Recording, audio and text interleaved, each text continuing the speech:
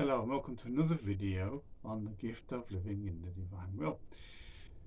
Today, beautiful day in England, I want to talk to you about Adam, a little bit more about him. And remember, when we talk about Adam, we're always remembering this is God's call to return to this. God is calling us to the same order, the same beauty that He established in the first man. So this is a restoration. It's very important. We know what God did in Adam so that we can be open, hungry and thirsty for Him doing it in us.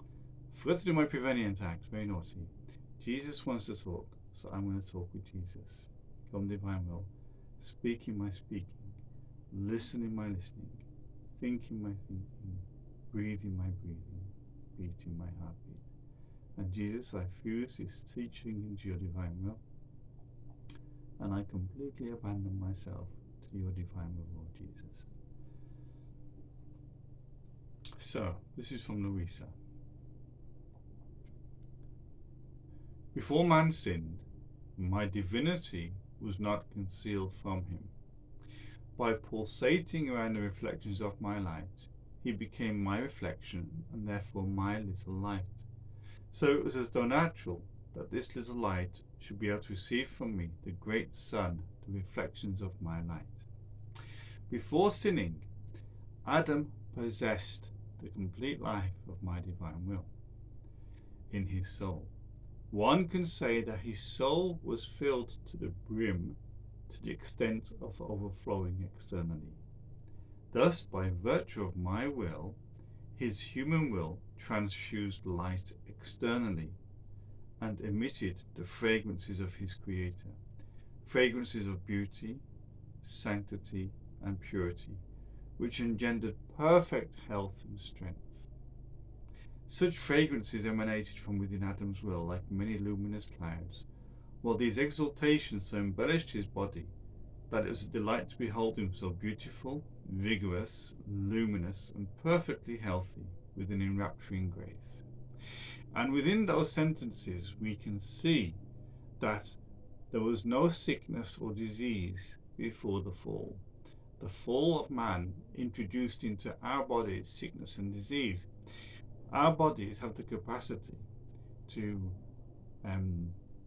keep us perfectly healthy, because we have, when we get a disease, the body learns to fight that very disease. In fact, if you're going to fly off to Africa or somewhere and you have to take a vaccine, those vaccines are the disease being injected into your body in such a way that your body can develop its own immunity against them. So Adam, there was no sickness and disease before the fall, and Pope Pius XII made it clear in his writings that if Adam had not sinned, he would still be alive today.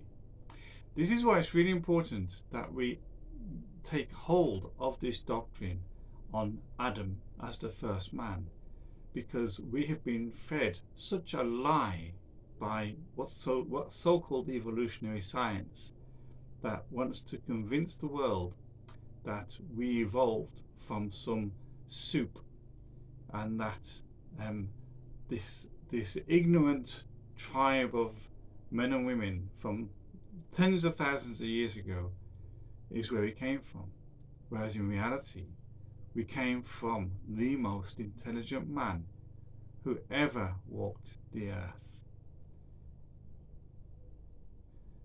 I was just checking my time because I don't want to go over 5 minutes if I can avoid it. But I just wanted to share with you Adam's first words. My daughter, I also feel the desire to share with you the first words pronounced on the lips of the first human being created by us. It behooves you to know that no sooner did Adam feel life, motion, and reason than he beheld his God before him and understood that he had been formed by him. Adam felt within himself,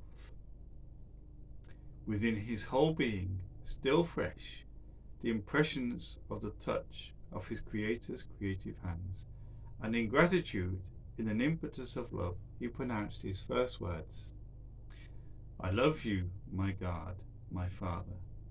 the author of my life.